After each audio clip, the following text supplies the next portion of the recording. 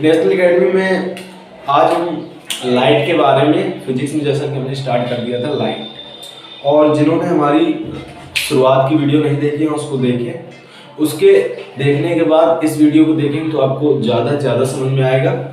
जैसा कि मैंने लाइट में काफ़ी चीज़ें बताई थी, आज हम न्यूमेरिकल के बेसिस पे चिन्ह परपाटी सीखने जा रहे हैं। और चिन्ह परपाटी में क्या क्या होता है कि हम कैसे पहचानेंगे कि फोकस दूरी यहाँ पॉजिटिव होगी निगेटिव होगी, वस्तु से दूरी हमारी पॉजिटिव होगी निगेटिव होगी, और प्रतिबिंब से दूरी हमारी पॉजिटिव होगी निगेटिव, इन सभी चीज़ों को हमें जानना है। तो क्या करते हैं भाई, चिन्ह परपाटी को सीखने के लिए सिंपल सा फंडा होता है कि निर्देशांक ज्यामिति। निर्देशांक ज्यामिति के आधार पर हम पूरी दूरियों को ज्ञात कर लेते हैं कि वह निगेटिव है कि पॉजिटिव है, उन सभी को ज्ञात करते हैं। ठीक है, तो यार निर्देशांक ज्यामिति को हम बाद में लाएंगे, पहले हम देखते हैं कि चिन्ह परपाटी के 5 नियम क्या होते हैं। नियम तो कई बन जाएंगे लेकिन हम 5 के आधार पे पूरी चिन्ह परपाटी सीख लेंगे आज।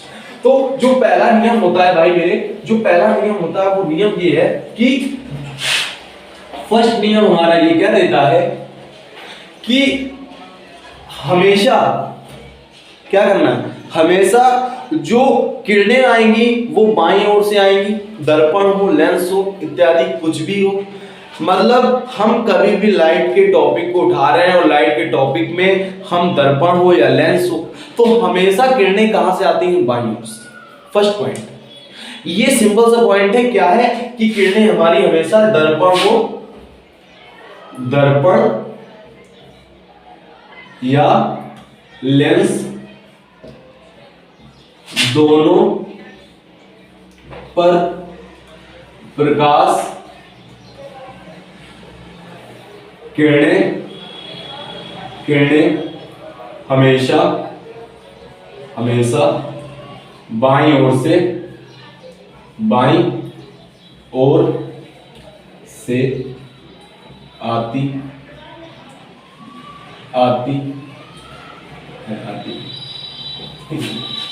तो राइटिंग समझने का प्रयास करिए। तो जैसा कि हमने बताया कि दर्पण या लेंस दोनों पर ही प्रकाश किरणें क्या होंगी, हमेशा बाईं ओर से। ये पहला पॉइंट था। यदि हम पॉइंट समझते हैं, पांचों पॉइंट समझने के बाद इसमें हम डीपली घुसेंगे और समझेंगे क्या होता है। ठीक, अगला पॉइंट हमसे ये कहता है कि पहला हमने जाना कि किरणें आ रही हैं बाईं ओर से, हमेशा आएंगी, दर्पण पर हो या लेंस पर हो। तो अगला पॉइंट ये कहता है कि आपतित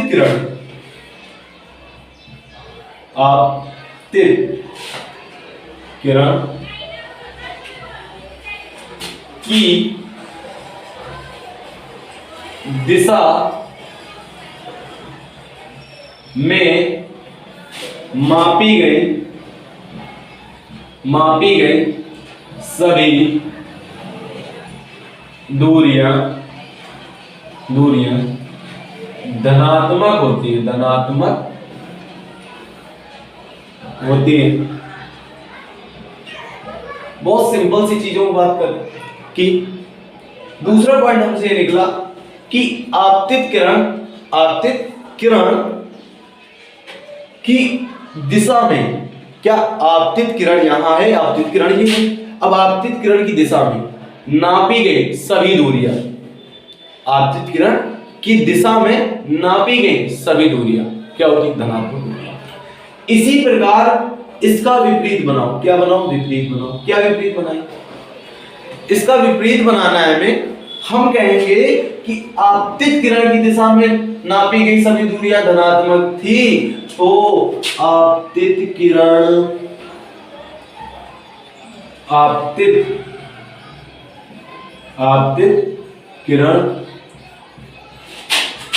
की विपरीत दिशा में मापी गई सभी दूरियां ऋणात्मक होती हैं।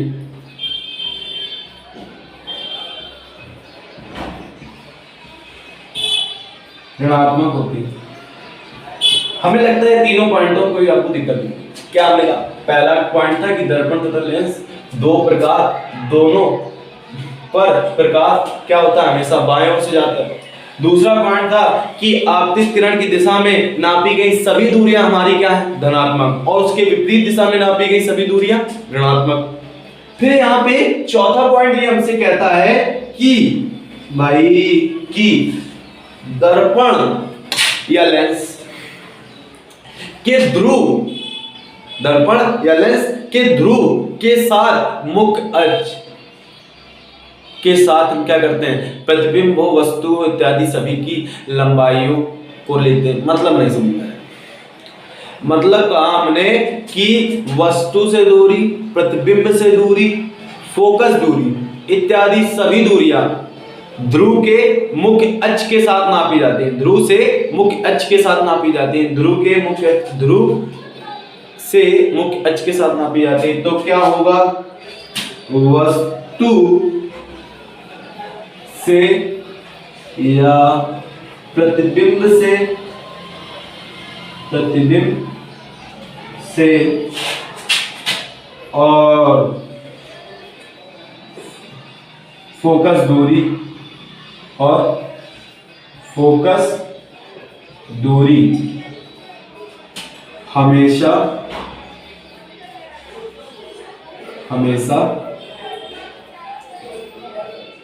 मुख्य ध्रुव से मुख्य अक्ष के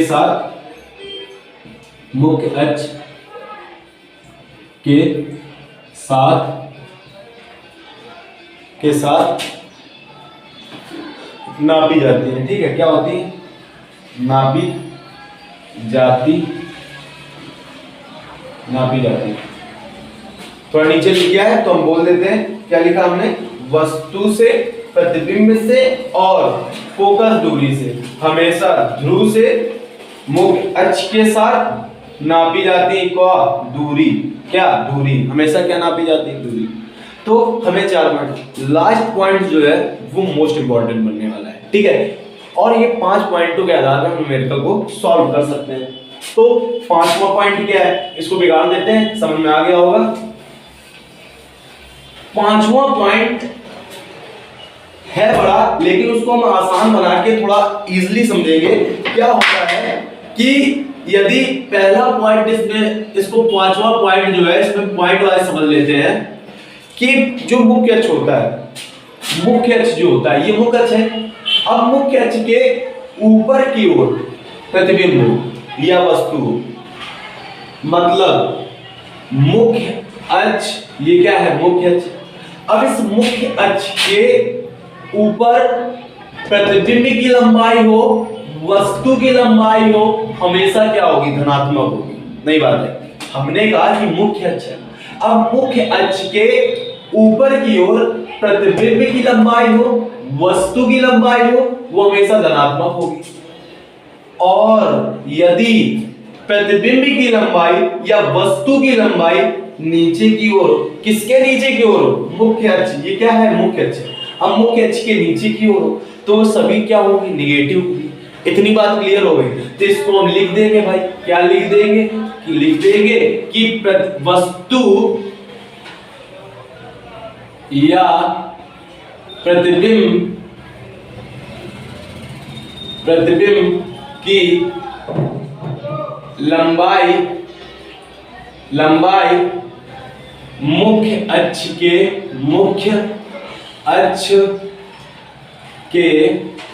ऊपर होने पर धनात्मक होती है,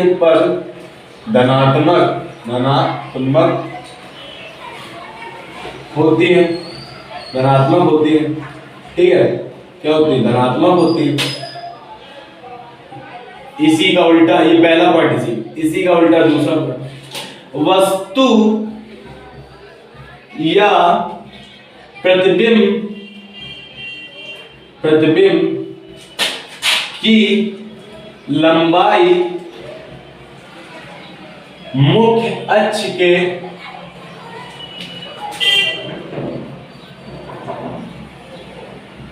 नीचे से नापी जाए, मुख्य अक्ष के नीचे हो, मतलब मुख्य अक्ष के नीचे होने पर ऋणात्मक होगी। क्या होगी? ऋणात्मक होगी। इतनी बात क्लियर होगी। जितने भी पॉइंट बताए हमने पांचों, इन बेसिस पे हम सब सॉल्व कर सकते हैं। ठीक है, अब हम निर्देशांक ज्यामिति, जैसा हमने बताया कि निर्देशांक ज्यामिति के आधार पे हम सभी दूरियों को देखते हैं, तो इन सभी चीजों को हमें पता चल गई। अब हम इसी को निर्देशांक ज्यामिति का डायग्राम बना के फिर उसको सीखेंगे तो और ज्यादा क्लियर हो जाएगा। देखते हैं कैसे होता है। इन सभी पॉइंटों को हमने बहुत अच्छे जान लिया। इसी चित्र के माध्यम से इन्हीं पॉइंटों को दोबारा समझेंगे। ठीक है, बहुत इजीली। यदि ये आपको समझ में आता है, समझ लीजिए आपके लिए लाइट हो जाएगी। क्या? सरल। न्यूमेरिकल तो सॉल्व, समझ लग रही बात को, न्यूमेरिकल सॉल्व हो जाएंगे, केवल आपको ही आना चाहिए। तो देखते हैं क्या होगा। हमने एक बनाया ये निर्देशांक ज्यामिति का चित्र। क्या? अब इसमें हम जानते हैं कि ये होता है पॉजिटिव एक्स अक्ष की दिशा का होता है, ये निगेटिव होता है एक्स अक्ष का, ये निगेटिव होता है वाई अक्ष का, ये पॉजिटिव होता है वाई अक्ष का। ठीक है, इतनी बात क्लियर है, कोई दिक्कत नहीं होगी। क्या कहा? ये निगेटिव होता है वाई का। अब क्या करना है? अब हम अपने पॉइंटों को दोबारा रिवाइज करें। पहला पॉइंट हमने बोला था जितनी भी किरणें होंगी, 2 मिनट मान लो कि इस जगह हमारा क्या है, इसके किसी भी बिंदु पर हमने क्या रख दिया, यहां पर, यहां पर, यहां पर, यहां पर इत्यादि किसी जगह पर भी हमने क्या रख दिया, दर्पण, लेंस इत्यादि कुछ भी रख दिया भाई, है क्या रख दिया, दर्पण, लेंस कुछ भी रख दिया। तो अब हमें क्या सीखना है? अभी हम दर्पण की बात करें तो दर्पण को जानते हैं।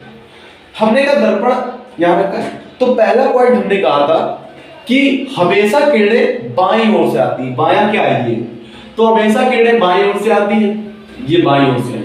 पहला पॉइंट तो यही दिख रहा है कि किरणें हमेशा कहां भेजनी है, बाईं ओर से भेजनी है। कहां भेजनी है? बाईं ओर से, बाईं ओर से भेजनी है। फिर दूसरा पॉइंट ये कहता है हमसे कि आपतित किरण की दिशा, ये किरणें आएंगी इधर ही से आएंगी, तो आपतित किरण की दिशा क्या है, उधर साइड है, तो उधर को मापी गई सभी दूरियां क्या होंगी, नहीं बात है, आपतित किरण की ओर मापी गई सभी दूरियां धनात्मक, इसी में निकलेगा। तो हम भाई देख लेंगे क्या दूसरा पॉइंट। और तीसरा पॉइंट हमसे ये था कि आपतित किरण की विपरीत दिशा, मतलब विपरीत दिशा इधर, तो विपरीत दिशा के मापी गई सभी दूरियां निगेटिव, तो उसके बेसिस पे हो जाएगा। फिर हमने कहा था कि ध्रुव तथा मुख्य अक्ष, ध्रुव से मुख्य अक्ष के साथ सभी दूरियां नापी जाएगी। ठीक है, उसके बाद हमने एक लास्ट पॉइंट देखा था कि मुख्य अक्ष के नीचे वस्तु की लंबाई हो, प्रतिबिंब की लंबाई हो, हमेशा निगेटिव होती है। कारण क्योंकि ये वाई ओर की ओर हो जाता है, क्योंकि वाई ओर की ओर क्या है, निगेटिव, और ये आ गया नीचे तो मिल गया निगेटिव, तो अर्थात ये क्या होंगी, लंबाइयां हमारी निगेटिव हो जाएंगी। उसी प्रकार जो हमने कहा कि मुख्य अक्ष के ऊपर होती है तो धनात्मक होती है, तो धनात्मक होगी क्योंकि वाई अक्ष की पॉजिटिव दिशा में जा रहा है, ये तो पॉजिटिव है बट ये ऊपर की ओर जा रहा है, मतलब वाई अक्ष की पॉजिटिव दिशा में जा रहा है। अर्थात हम ये कह सकते हैं कि वस्तु हो, प्रतिबिंब हो, इन सबकी लंबाइयां पॉजिटिव होंगी। कब होंगी? जब ये क्या होंगी, मुख्य अक्ष के ऊपर प्रतिबिंब बनाएंगे या मुख्य अक्ष के ऊपर स्थित होंगी। इतनी बात क्लियर होगी। उसके बाद हमने एक नेक्स्ट पॉइंट सीखा, कि सीखा नहीं मतलब बताया नहीं, अब समझेंगे उसको क्या होता है कि उत्तल, यहां पे लिख लेंगे कॉर्नर में, क्या लिखेंगे, उत्तल दर्पण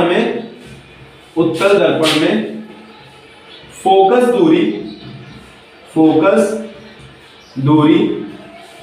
धनात्मक होती है,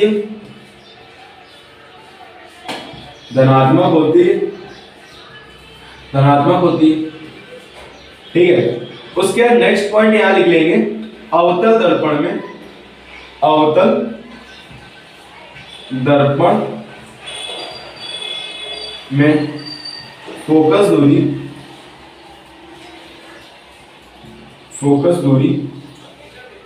ऋणात्मक होती है। उत्तल दर्पण में फोकस दूरी धनात्मक तथा अवतल दर्पण में फोकस दूरी ऋणात्मक होती है। ठीक है, फिर उसके बाद हम जानेंगे कि आवर्धन क्षमता। तो कुछ नहीं, आवर्धन क्षमता को जानने के लिए अभी हमने बेसिस, देखो नॉर्मल बेस पे आधार पे हम कर रहे हैं, तो क्या होता है कि आवर्धन क्षमता को थोड़ी देर बाद समझें।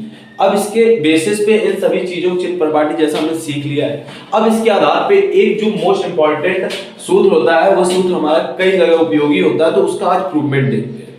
ठीक है, प्रूवमेंट बहुत इजी होगा, बस थोड़ा समझने का प्रयास करेंगे, बहुत इजीली समझेंगे, कुछ नहीं होता है, केवल सरल बनाना है इसको। ठीक है, तो देखते हैं क्या होता है प्रूवमेंट।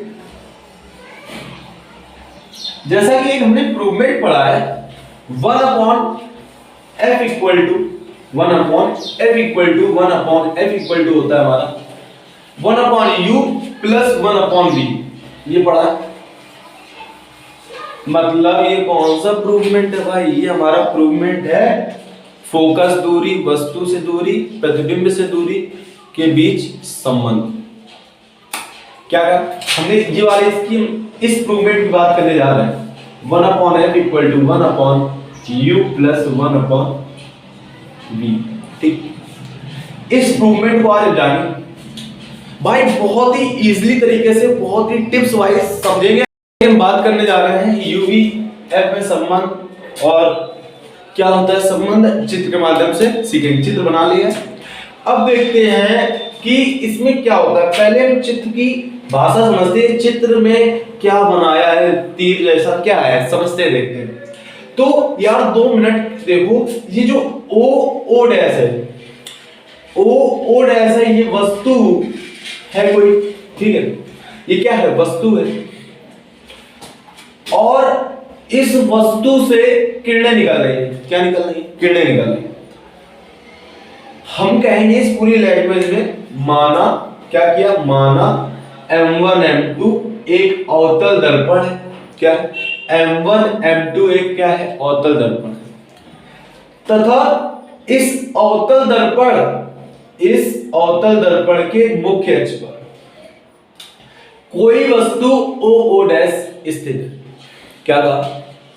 M1 M2 एक अवतल दर्पण है और O डैश क्या है? मुख्य अक्ष पर स्थित कोई वस्तु O डैश है, तथा इस पर जब बिंदु O डैश से कोई प्रकाश किरण निकलती है, उस प्रकाश किरण को हम कहेंगे O डैश A। क्या कहेंगे? O dash. जब बिंदु O डैश से कोई प्रकाश किरण निकलती है और टकराने के पश्चात परावर्तित हो जाती है, परावर्तन के पश्चात जिस बिंदु से होकर जाती है वह मुख्य फोकस होता है। आई परावर्तित हुई और मुख्य फोकस से होकर गई। उसी प्रकार O डैश से पुनः एक दूसरी किरण निकलकर बिंदु B से टकराती है और ये किरण जो होती है वो O डैश B होती है, तथा परावर्तन के पश्चात उसी से निकल जाती है। अब जब आएगी तो वक्रता केंद्र से होकर जाती तथा परावर्तन के पश्चात उसी जगह से निकल जाती। मतलब समझ रहे क्या कहा? O डैश से कोई किरण आई, उस किरण का हमने O डैश B, तथा वह किरण वक्रता केंद्र से होकर जाती तथा परावर्तन के पश्चात उसी मार्ग में वापस लौटती। ये हमारी नॉर्मल सी थ्योरी थी जिसको हमने समझा। अब इसमें हम मानते हैं दूरियां। इन दूरियों को किस हिसाब से मानेंगे? हम कहेंगे कि माना वस्तु तथा ध्रुव क्या है? P। वस्तु तथा ध्रुव के बीच की दूरी क्या है? OP है। तो OP क्या है? मान लिया आपने -u है। माइनस यू क्यों है इसको हम थोड़ा देर में समझेंगे, पहले हम दूरियां मानते चलते हैं। फिर हमने माना कि पीसी, जो पीसी है वो वक्रता केंद्र से ध्रुव तक के बीच की दूरी क्या है, पीसी, और इस पीसी को मान लिया माइनस का आर। क्या मान लिया, माइनस का। फिर हमने कहा ये आई डैश ये क्या है, प्रतिबिंब की लंबाई, प्रतिबिंब है ये। तो प्रतिबिंब से ध्रुव तक के बीच की दूरी को मान लिया जो है आईपी। तो आईपी की वैल्यू क्या है, माइनस का वी मान लिया। क्या मान लिया, माइनस का वी। ठीक, कोई दिक्कत नहीं। अब हम कहेंगे कि मुख्य फोकस से ध्रुव तक के बीच की दूरी, मुख्य फोकस से ध्रुव तक के बीच की दूरी क्या है, एफपी है, और इस एफपी को माना है माइनस का एफ जो है क्या है, फोकस। अब हम ये जानेंगे कि जो हमने दूरियां मानी है u minus U R V F, तो क्यों मानी। हमेशा ध्यान रखना कि हमेशा जब भी हम ध्रुव दर्पण के ध्रुव से वस्तु तक की दूरी मानते हैं उसको u मानते हैं। क्या मानते हैं, u मानते हैं। तथा प्रतिबिंब से ध्रुव तक के बीच की दूरी हमेशा v मानी जाती है, और वक्रता केंद्र से ध्रुव तक के बीच की दूरी को r माना जाता है। इसके बाद हमारा जो लास्ट पॉइंट बचता है वो मुख्य फोकस से ध्रुव तक के बीच की दूरी को f माना जाता है। इतना हम मानते हैं। लेकिन अब इसमें हमने निगेटिव क्यों लगाया, निगेटिव लगाने का मतलब ये था, हमने कुछ देर पहले बात की थी कि जब भी किरण आपतित किरण की दिशा में होती है तो धनात्मक होती है, लेकिन विपरीत दिशा में आ जाती है जब, मतलब आपतित किरण की दिशा में दूरियां क्या होती है, पॉजिटिव होती है, लेकिन जब विपरीत दिशा में आएंगी क्या होंगी, ऋणात्मक होंगी। यही तो है भाई, आपतित किरण ये है, इधर जो दूरी होती तो हमारी पॉजिटिव होती, ये तो विपरीत दिशा आ गई ना, तो ये सभी दूरियां क्या होती, ऋणात्मक होती है। इतनी बात क्लियर है। बस इस डायग्राम को हमने समझ लिया। अब इसको हम समझेंगे प्रूवमेंट क्या है। प्रूवमेंट बहुत आसानी से समझेंगे, देखते हैं क्या होता है। इसमें जैसा हमें एक दो ट्रायंगल दिख रहे होंगे, वो ट्रायंगल कौन से,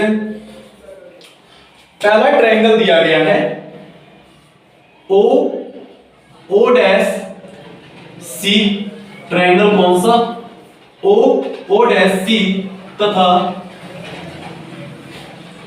एक ये ट्रायंगल है कौन सा, सी आई डैश, तथा ट्रायंगल सी आई डैश। यह दोनों ट्रायंगल क्या है, समकोणीय। ट्रायंगल ओ डैश सी तथा ट्रायंगल सी आई डैश एक समकोणीय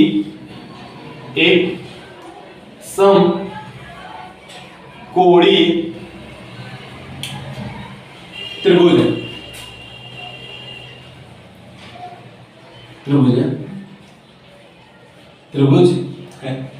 ठीक है, तो जब समकोणीय त्रिभुज है तो इसमें हम, जैसा कि मैथ में हमने हाई स्कूल में पढ़ा है, उसी के बेसिस पर हम क्या कहते हैं, भुजाएं अनुपातिक कर देते हैं। भुजाएं क्या कर देते हैं, अनुपातिक। तो हम लिखेंगे ओ डैश, क्या, ओ डैश अपॉन इसी जैसी कौन सी है, आई डैश, तो लिख देंगे I dash equal to O C, क्या, ओ सी, तो ओ सी अपॉन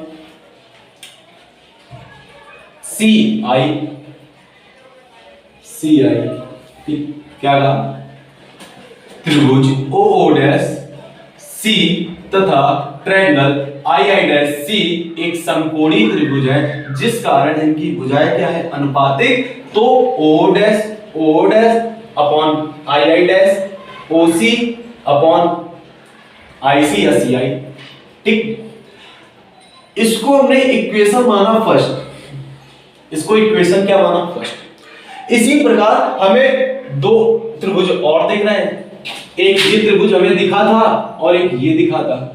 अब हम दूसरे त्रिभुज को ले रहे हैं। एक ट्रायंगल हमें यहां दिख रहा है और एक ट्रायंगल यहां दिख रहा है।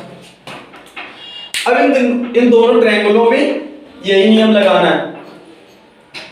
तो हम कहेंगे क्या, ट्रायंगल ANF तथा FII'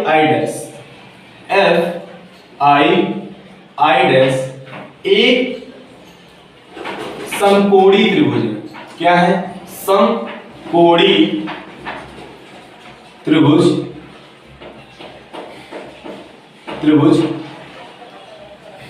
समकोणी त्रिभुज तथा बिंदु A से मुख्य अक्ष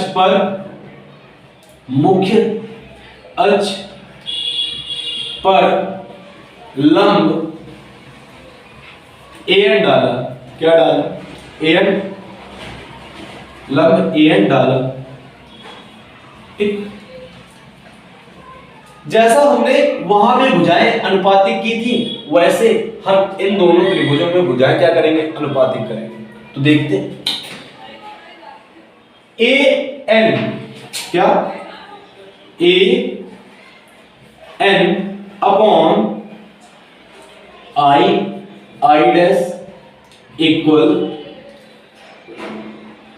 यहां पे FN अपॉन क्या लिखेंगे? FN upon FI। क्या लिखेंगे? FI। ठीक, अब एक चीज देखो, यहां पे मान लेते हैं कि जो बिंदु P है वो N बिंदु के अत्यंत क्या है? समीप है। ठीक है, अत्यंत समीप है। तो बिंदु N को हम P इक्वल मान लेते हैं। क्या कर लेते हैं? बिंदु N को हम P मान लेते हैं। अर्थात जहां पे हमने क्या लिखा है? FL लिखा है, वहां पे FP लिख देंगे। क्या लिख देंगे? FP। बात आ रही? क्लियर है? कोई दिक्कत नहीं। तो यहां पे हमने क्या कर दिया? AN अपॉन I dash equal to FN, नहीं भाई N की जगह हमने P माना है ना, तो FP अपॉन में FI। अब एक चीज देखो, जो AN है, AN O डैश के बराबर है नहीं, AN O डैश के बराबर है, तो यहां हम कह देंगे, यहां पे हम लिखेंगे AN है तो AN की जगह हम क्या लिख सकते हैं? O डैश लिख सकते हैं। क्या लिख सकते हैं? O dash. तो यहां लिख देंगे O डैश अपॉन में I dash equal to FP upon में FI। कोई दिक्कत नहीं है। इसको इक्वेशन सेकंड मानेंगे। इक्वेशन सेकंड और इक्वेशन फर्स्ट, ठीक है, इक्वेशन सेकंड और इक्वेशन फर्स्ट जो है, इक्वेशन फर्स्ट जो है, इन दोनों को देखो, O dash upon I dash कुछ है, O dash upon I dash कुछ है, तो दोनों इक्वेशनों से हम क्या करते हैं? इक्वल कर देते हैं, दोनों को बराबर कर देते हैं। तो समीकरण 1 व 2 से, समीकरण 1 व 2 से, ठीक है, समीकरण 1 व 2 से हमें दिख रहा है क्या करने पर? OC upon CI equal FP upon में FI। कोई दिक्कत है? नहीं है। OC अपॉन में CI equal to FP upon में FI। उसके बाद यहां लिखेंगे, यहां समझेंगे, जगह कब पढ़ाएंगे देखेंगे, उसको बिगाड़ देंगे। ठीक है, तो वे साथ साथ नोट करते जाएंगे और समझते भी जाएंगे। तो हमने इतना कर दिया। अब हमें OC को हम क्या लिख सकते हैं? OC को हम लिख सकते हैं OP माइनस में CP या PC। नहीं लिख सकते। OC को हम क्या लिख सकते हैं? OP माइनस में PC तो निकलेगी OC। तो हम क्या लिखेंगे? OC की जगह हम लिखेंगे OP माइनस में PC अपॉन CI। C और I ये क्या है? I है, तो CI को हमें याद करना है, तो हम CI को लिख सकते हैं PC माइनस पी आई, तो निकलेगा क्या, ओ सी आई निकलेगा। तो क्या लिखेंगे, P C, P C minus P I equal to F P को एफ पी लिख देंगे, ठीक है, अपॉन, अब हमें क्या कह रहा है, एफ आई, देखो एफ आई कहां, एफ और आई, एफ आई ज्ञात करने के लिए हमें क्या करना पड़ेगा, I P minus F P, तो क्या निकलेगा, आई एफ निकलेगा, एफ पी, समझ रहे हैं मेरी बात, सब लिख दिया। अब हमने जो माना था उसको लिख देंगे, जैसे कि ओपी का मान क्या है, माइनस का यू है, माइनस पीसी का मान क्या है, माइनस का आर है, तो माइनस का आर हो जाएगा, अपॉन क्या हो जाएगा, अपॉन में दिया गया पीसी का मान क्या है, पीसी का मान माइनस आर है, ठीक, और पीआई का मान देखो कहां है, पीआई का मान क्या है, माइनस का वी है, तो माइनस और माइनस का वी, ठीक, इतनी बात क्लियर। इक्वल में एफपी कहां गया, एफपी को क्या लिखा है, माइनस का एफ अपॉन में आईपी क्या है, आईपी देखो, आईपी कहां है, ये है, आईपी का क्या है, माइनस का वी है, माइनस का क्या है, वी है, माइनस में एफपी देखो, एफपी क्या होता है, एफपी क्या है, माइनस का एफ। इतनी बात क्लियर है, यहां तक कोई दिक्कत होता ही। अब हमें केवल क्या करना है, यहां पे देखते हैं, जैसा हमने निकाला माइनस का यू माइनस प्लस का आर हो जाएगा, अपॉन माइनस का आर माइनस प्लस का वी हो जाएगा, इक्वल टू माइनस का एफ अपॉन माइनस का वी, माइनस प्लस हो जाएगा तो प्लस का एफ।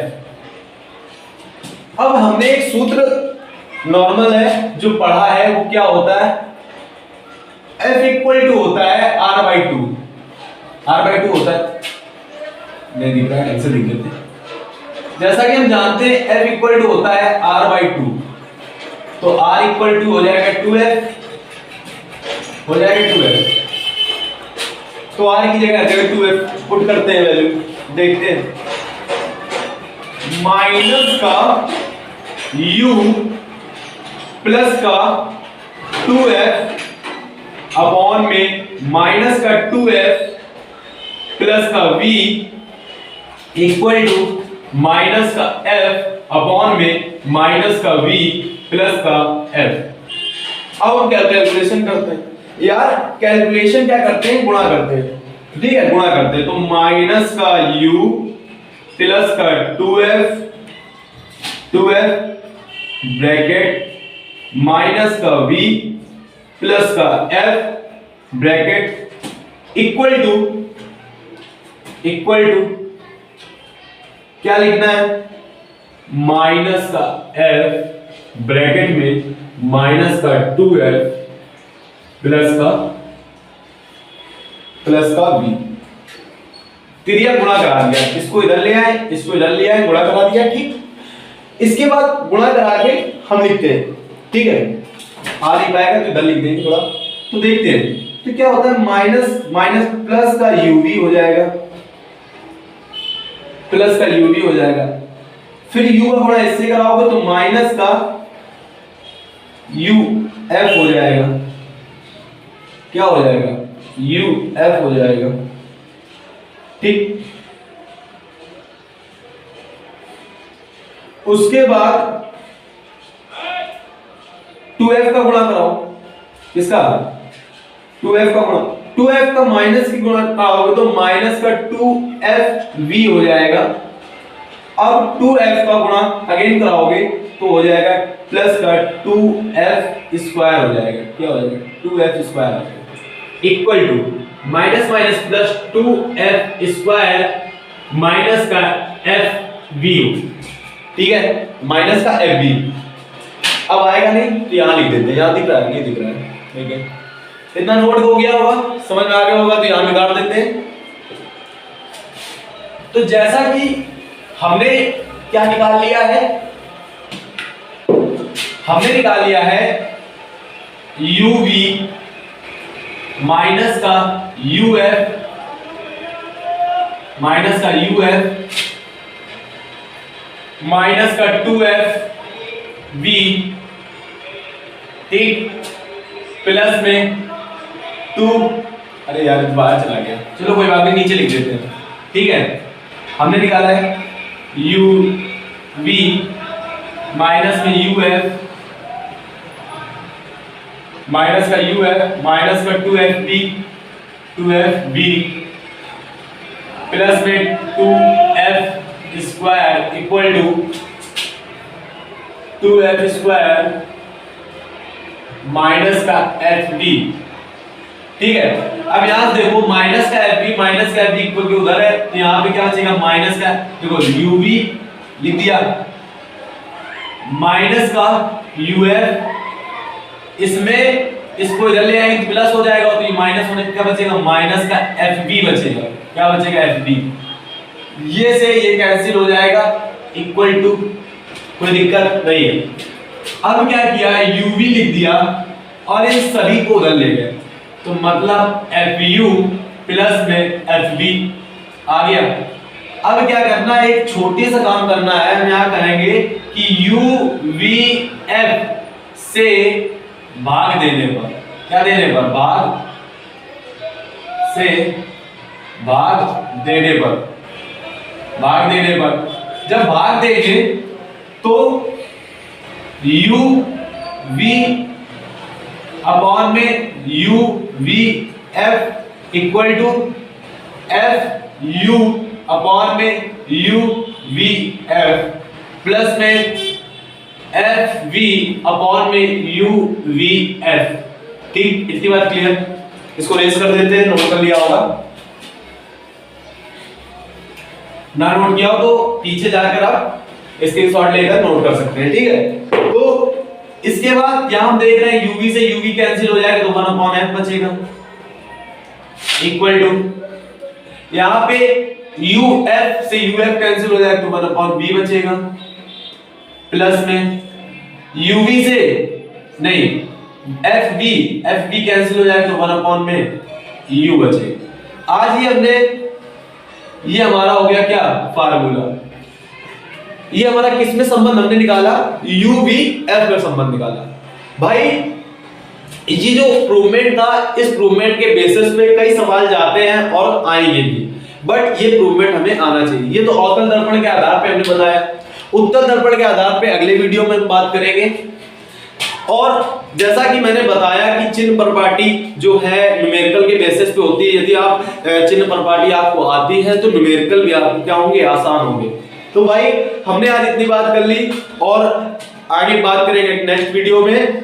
और भाई लोग, आपको बहुत अच्छा लग रहा है मुझको पढ़ाने में कि आप लोगों को बहुत अच्छा समर्थन मिल रहा है। भाई जैसा कि मैंने इस वीडियो में, मैंने अगले वीडियो में आपको बताया था कि बहुत जल्द आपके लिए क्लासेस प्रोवाइड कराई जाएंगी।